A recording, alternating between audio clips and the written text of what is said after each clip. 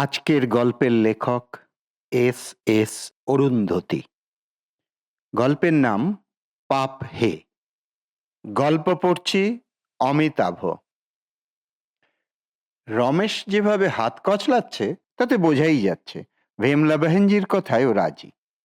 সুষমা ভাবে এই আবাসনে অন্য কোনো ফ্ল্যাটে কি ভিমলা বেহেনজি এই আবদার নিয়ে যেতে পারতেন? কেউ কি এই দু কামরার ঘরে ওদের ওই বিশাল কুকুরটিকে রাখতে রাজি হতো? ওদের নিজেদের ফ্ল্যাটটি অনেক বড়, কুকুরটিকে রাখার জন্যই একটি আলাদা ঘর ও ব্যালকনি রেখেছেন। কিন্তু সুষমাদের তো এই দুটি ঘর। 10-12 दिन का ही बात है रमेश भाई, अचानक बेटी का घर जाना पड़ रहा है বলেই টাকার বান্ডিলটা টেবিলে রাখলেন সুসজ্জিতা ভিমলা চৌহান। 10-12 दिन के लिए इसका क्या जरूरत था? রমেশের চোখ চকচক করছে। নিজের ব্যবসায় আর তেমন মন নেই রমেশের, তাই এইরকম খুচরো লাভে লোভ খুব বেড়েছে ওর। হেমলা বেহেনজিও জানেন রমেশকে, তাই টোপ দিয়েই শুরু করেছেন। এখন তিনি সুষমার দিকে ফিরে মিষ্টি হাসি দিলেন। মহিলা অভিজ্ঞ, তিনি জানেন রাখার মালিক রমেশ হলেও প্রাণীটিকে দেখাশোনা করবে সুষমাই। উসকি খানা ভি তো হ্যায় না। কথাবার্তা চলতে থাকে ওদের মধ্যে। এখানে সুষমার কোনো ভূমিকা নেই। এই 24-2 ফ্ল্যাটে রমেশের কথাই শেষ কথা। সুষমা কেবল রমেশের হুকুমের চাকর। রমেশ নিজের বউকে প্রথম থেকেই শাসনে রেখেছে। একসময় প্রাণ ভরে সুষমাকে মারতে মারতে নিজে ক্লান্ত না হওয়া পর্যন্ত সে মারা চালিয়ে যেত।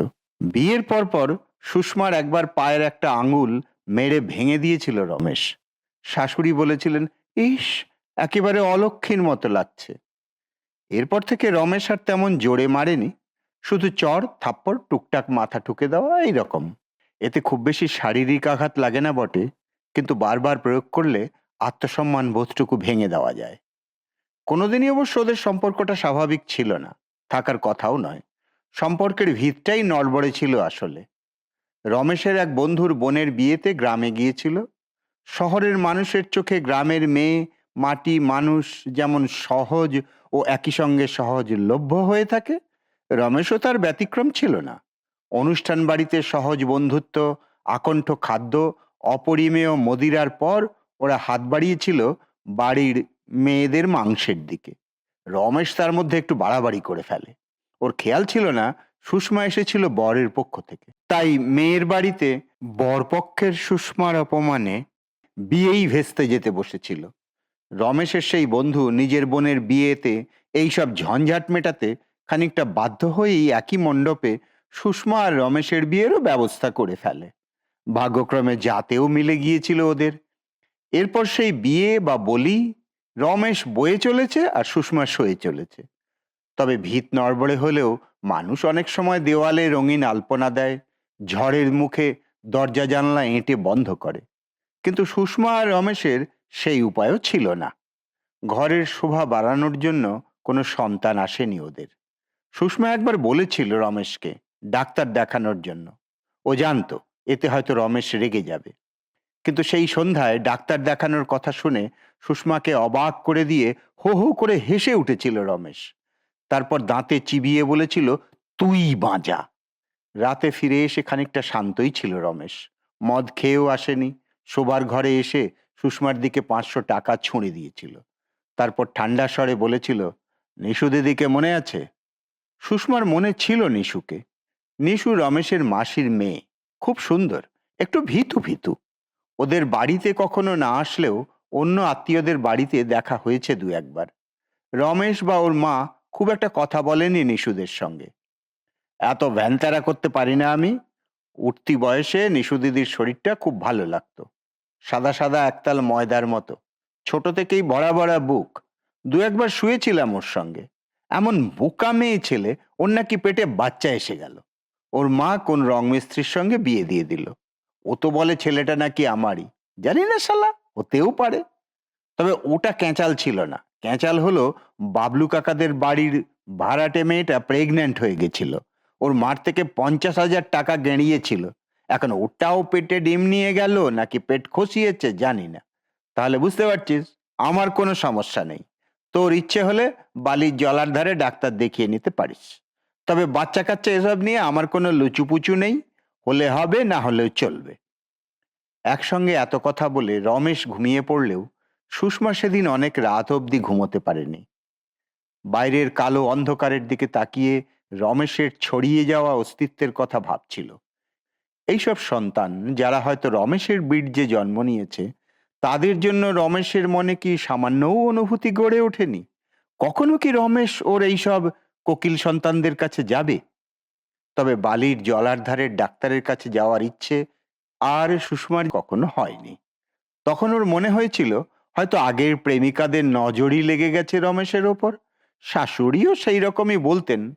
তাই শাশুড়ির জড়িবুটি, তাবিজ কবজ, জলপোড়া ছাড়া আর কিছু করেনি সুষমা। সেই রাতে রমেশের কথা শোনার পর থেকে এই বিষয়ে ভাবতে কেমন একটা ক্লান্ত লাগতো ওর। শাশুড়ি মরে যেতে এ নিয়ে ওরা আর কখনো কথা বলেনি। ভেমলার ডাকে বর্তমানে ফিরে আসে সুষমা। इतना मत सोचो भाभी जी, बच्चा मेरा बिल्कुल भेज है, बस उससे हर रोज थोड़ा मीठ चाहिए। কাজল ধাবড়ানো বেঁটে ভুরু নাচিয়ে লালি লিপস্টিকে ঢেউ তুলে ভেমলা বেহেনজি বলেছিলেন। ভেমলা বেহেনজি কুকুরের থাকার বিষয়ে নিশ্চিন্ত হয়ে পরের স্টেপে চলে গিয়েছেন। এখন ওদের মধ্যে খাবার নিয়ে আলোচনা হচ্ছে। সুষমাকে চুপ করে থাকতে দেখে ওকে লক্ষ্য করেই কথাটা বললেন ভেমলা। কুকুরটার খাবারে নাকি পেঁয়াজ রসুন দেওয়া চলে না। ভেমলা বেহেনজি আবার খাঁটি গুরু ভক্ত। ওদের বাড়িতেই রসুন পেঁয়াজের চল নেই। গুরুজি বলেছেন, পেঁয়াজ লহসুন মে ক্যা রাখা है तो वह बदबूदार ही, खाने से पहले घर में बदबू, खाने के बाद रूह में बदबू। তাই ভেমলা বেহেনজি আত্মায় পেঁয়াজ রসুনের গন্ধ যাতে না ছড়ায় তা অক্ষরে বর্ণে মেনে চলেন। কুকুরের খাবারও তাতে বাদ পড়েনি। রমেশও একটু ভ্যাবাচাকা খেয়েছিল বটে, পালতু কুত্তা একই সঙ্গে ভেজ আবার মিটখোর, এর ধাঁধাটা সে বুঝে উঠতে পারছিল না। কিন্তু মুখে বোকা হাসি টেনে রেখেছিল, চোখে লালি লিপস্টিকের দিকে একটা আলতুসি চাউনি। সুষমা বুঝতে পারছিল কিছুতেই এই আলগা টাকার মৌকাটা হাতছাড়া করতে চায় না রমেশ।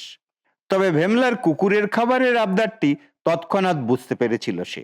লালি লিপস্টিকের ঠোঁট থেকে কথাটা খসে পড়া মাত্রই সুষমার নাকে ঘা মেরেছিল সেই গন্ধ, সেই নিরামিষ মাংসের তীব্র ঘ্রাণ।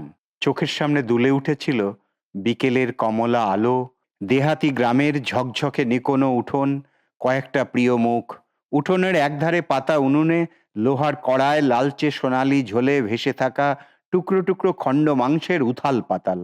বাতাসে সেই রান্নার আদিম আবেশী ঘ্রাণ।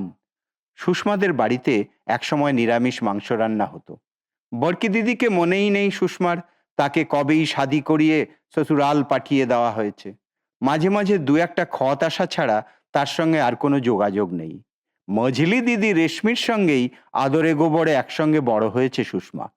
একসঙ্গে সকালবেলা উঠে দুধ খেয়ে স্কুলে যেত ওরা। সুষমার পড়াশুনোয় মন থাকলেও রেশমি ছিল আকাশে ওড়া পাখি।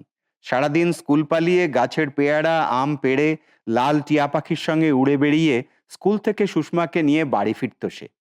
সুষমা তাই বুঝতে পারেনি আসলে টিয়া পাখির দাঁড়ে কখন অন্য কেউ এসে বসেছে। আর রেশমি পেয়ারা আম জাম পাড়তে গিয়ে পা জড়িয়েছে মোহাব্বতের মায়াবী লতায়। যখন পাশের গাঁওয়ের সতীশ জিজাজির সঙ্গে রেশমি পালিয়ে বিয়ে করলো, সুষমার যেন অর্ধেক বুকটাই খালি হয়ে গেছিল। তবে রেশমি দিদি শাদি করে হারিয়ে যায়নি। ফিরে এসেছিল মাথা ভর্তি সিঁদুর, হাতে লাল চুড়ি পরে। গায়ে অনেক গয়না না থাকলেও মুখটা ঝলমল করত খুশিতে। সতীশ জিজাজির সেলাই দোকান। সতীশ দোকানে মেপে কেটে ঠিকঠাক জুড়ে দিত ছিটকাপড়ের শার্ট, কুর্তা, ব্লাউজ। রেশমি তার সঙ্গে সঙ্গত করে কেটে জুড়ে নিত ঘরকন্যা ও স্বপ্ন।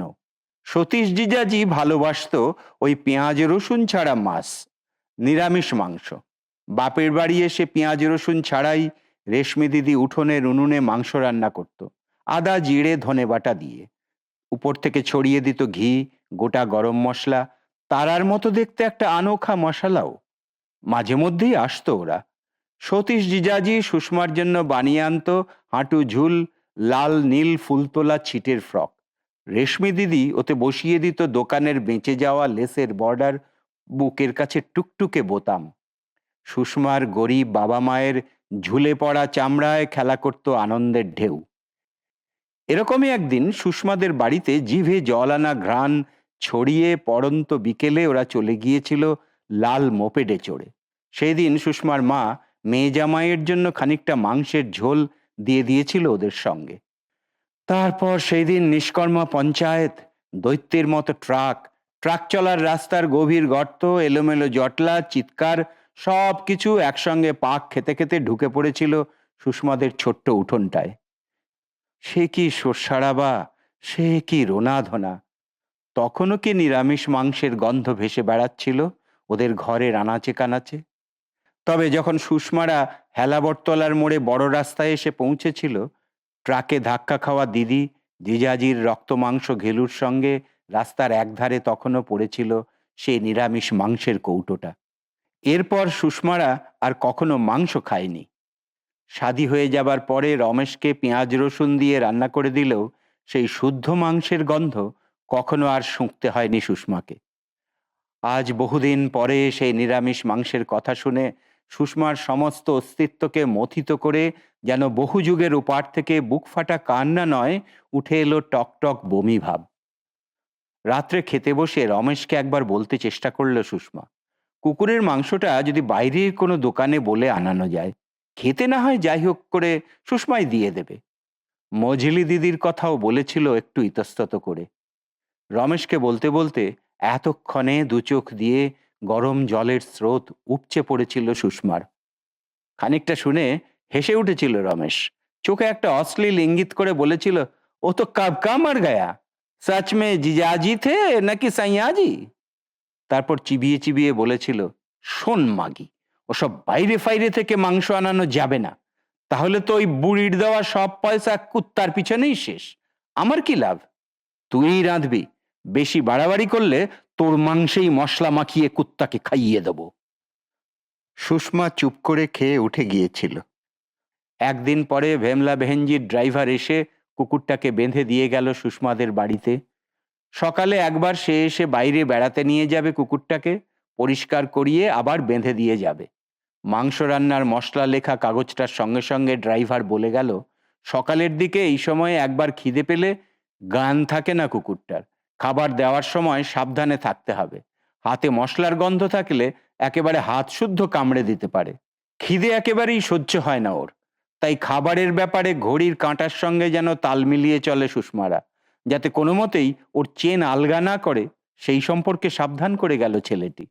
সুষমাদের মতো অচেনা সংস্রবে খিদের সময় ভয়ঙ্কর হয়ে উঠতে পারে প্রাণীটা। বিশাল আকারের মিষ্কালো কুকুরটাকে দেখেই সুষমার ভয়ে বুক কেঁপে উঠল। প্রথম 2-3 দিন রমেশই খেতে দিল কুকুরটাকে। নাকে রুমাল বেঁধে সুষমা ঠিকঠাক রান্না করলো কিনা কড়া নজর রাখলো ওর উপর। কিন্তু কোনো বিষয়েই দীর্ঘদিন মনোযোগ ধরে রাখা ওর ধাতে নেই। তার উপর হাতে যখন রয়েছে কাঁচা টাকা। কয়েকদিন পর থেকেই মাংসের থলিটা থ্যাস করে রান্নাঘরের মাটিতে ফেলে দিয়ে শীষ দিতে দিতে বেরিয়ে যাওয়া ছাড়া আর কিছুই করতে দেখা গেল না তাকে। সুষমা রান্না করে দূর থেকেই লাঠি দিয়ে ধাক্কা দিয়ে এগিয়ে দিচ্ছিল খাবারটা। এমনিতে গলা দিয়ে একটা গড়গড় আওয়াজ ছাড়া আর খুব একটা উচ্চগ্রামে চেঁচায় না কুকুরটা। হয়তো নিজেও একটা অচেনা পরিবেশকে মেপে নিচ্ছে। কিন্তু সত্যি খাবার সময় চোখ দুটো কেমন যেন ঘোরালো তীক্ষ্ণ লোভাতুর হয়ে ওঠে।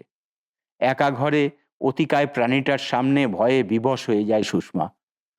7 দিন হয়ে গেল কুকুরটা সুষমাদের বাড়িতে রয়েছে। আজ ড্রাইভার ছেলেটি এসে কুকুরটাকে পরিষ্কার করে দিয়ে গেছে ভোরবেলায়। অতিকায় প্রাণীটা ঝিমোচ্ছে বসে বসে। রমেশ এখনো ঘুমোচ্ছে, আজও বেলা পর্যন্ত মরার মতো ঘুমোবে। কাল ইয়ার দোস্তদের সঙ্গে অনেক রাত অবধি পার্টি করেছে। কিন্তু আজ একবার সুষমাকে হেলথ সেন্টারে যেতেই হবে।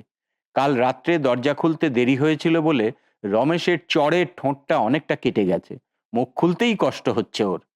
হেলথ সেন্টারে যাবে বলে আজ সকালেই কুকুরের মাংসটা মন দিয়ে রান্না করে নিয়েছে সুষমা। রান্নার হাত মোছার কাপড়টায় মাংসের রসটা ভালো করে মাখিয়ে দিয়ে রমেশের গলার উপর আড়াআড়ি ফেলে দিল ও। বাকি মাংসটা একটা প্যাকেটে ভরে নিয়েছে, হেলথ সেন্টারে যাওয়ার পথে কোথাও ফেলে দেবে। আজ অলক্ষী আঙুলটায় একটা আংটো পড়েছে সুষমা। ঘুরিয়ে ফিরিয়ে দেখলো, বেশ লাগছে। নিঃশব্দে কুকুরের গলার বকলসের হুকটা দেওয়াল থেকে খুলে দিয়ে বাইরে থেকে দরজা আটকে দিয়ে বেরিয়ে পড়ল রমেশের বউ। কুকুরের মতো উপরের দিকে নাক তুলে ঘ্রাণ নিল কিছুক্ষণ। নিরামিষ মাংসের গন্ধ তার 24-এর 2 অ্যাপার্টমেন্ট ছাড়িয়ে ছড়িয়ে পড়ছে বিবর্ণ আবাসনের গলি ঘুঁজিতে। ওর মনে হলো মদ টেনে লোকটা ঘরের ভিতর জন্মের ঘুম ঘুমোচ্ছে, বোধহয় মরণের ঘুমও।